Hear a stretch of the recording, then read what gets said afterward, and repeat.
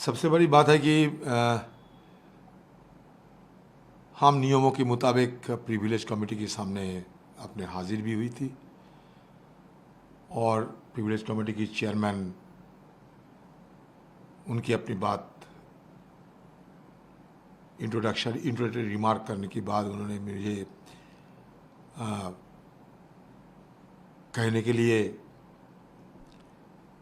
बुलाया और मैं अपना पक्ष रखने की कोशिश की और सारे मेंबर्स मतलब पक्ष विपक्ष सारे मेंबर्स को ये लगे कि मेरे तरफ से कोई गलती नहीं हुई।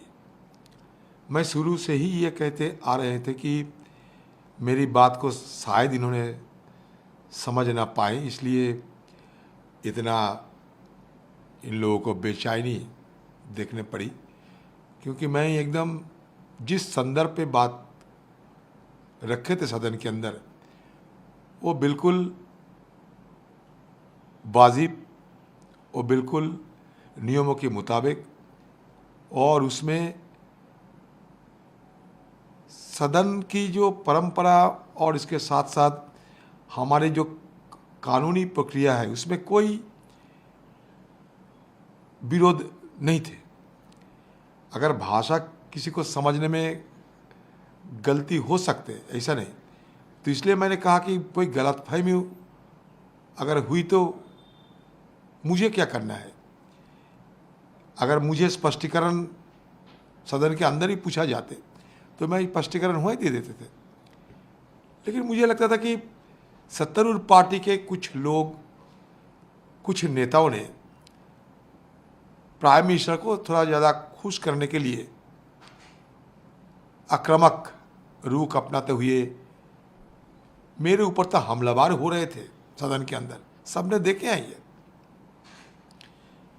एक दो शब्द सदन के अंदर बोलने का अधिकार है, नियमों के मुताबिक हम बोलते हैं। सत्तारूढ़ पार्टी के उसमें पसंद हो सकता, नापसंद भी हो सकते। सदन के अंदर हमारे पार्टी के खिलाफ जिस तरीके से गाली गलौज अपशब्द इस्तेमाल किए जाते हैं सारे रिकॉर्ड पे है। ताली बजा बजा के सोनिया जी, राहुल जी के साथ साथ सारे कांग्रेस पार्टी के खिलाफ जो अपशब्द इस्तेमाल होते हैं सदन के अंदर, उसको विचार कौन करेगा। फिर भी मैं उस दिन भी कहते आज भी कह रहा हूं कि मुझे अगर साबित कर दे मैं कोई गलत जुबान पेश किए सदन के अंदर, तो उस दिन भी मैं कहते कि मैं पब्लिक लाइफ ही छोड़ देंगे, क्योंकि मुझे खुद पे पूरा भरोसा यकीन तसल्ली है कि मैं कोई गलत बयान कोई गलत शब्द इस्तेमाल नहीं किए, क्योंकि किसी को आहत करने के लिए मैं सदन में कुछ नहीं बोलते और किसी को आहत करने की मंशा भी मुझे नहीं रहते।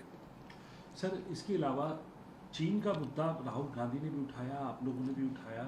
अब बीजेपी की तरफ से धर्मेंद्र प्रधान साहब का बयान आया है, वो कह रहे हैं कि राहुल गांधी की जो मेंटल बैंकरप्सी है वो बार बार वो दिखाते रहते हैं और उन्होंने दोबारा से दिखाई है। और आज भारत का जो की पावर है, उसकी डिफेंस पावर है, पूरा वर्ल्ड उसको एक्नॉलेज करता है। और लेकिन फ्रस्ट्रेशन जो है उस परिवार की एक बार फिर सामने आती है। अच्छा, भारत की पावर पे हमें भी तो नाज है। भारत तो मोदी नहीं बनाए, भारत भारतवासी ने बनाए हैं, लेकिन जो आंखों देखा हाल उसको जवाब कौन देगा। सत्ता में जो रहेगा उनको ही जवाब देना पड़ेगी। सारे दुनिया देख रहे हैं कि चीन ने लद्दाख में सुरंग बना के सारे फौजी की तैनात करते हैं, हमारे सीमा अतिक्रमण कर रहे हैं। सारे दुनिया ने देख रहे हैं कि अरुणाचल प्रदेश में हमारे ज़मीन पे आके चीना फौजों ने अपने गांव बसा लिए हैं। तो हम तो देश की ही बात करते हैं। अगर देश की बात करने कोई अपराध हो तो अपराध हो सकते, खुद जवाब देने की बदले जवाब देना जब जरूरी है, जवाब देने की बजाय ये लोग भाग रहे हैं जवाब देने से। खासकर देखिए, सदन के अंदर एक बार नहीं बार बार हम लोग की एक गुहार लगाते आए थे कि भाई चीनी अतिक्रमण को लेकर सदन के अंदर चर्चा तो हो। मान लो कांग्रेस गलत बोल रहे हैं, वो भी तो साबित किया जाए सदन के अंदर।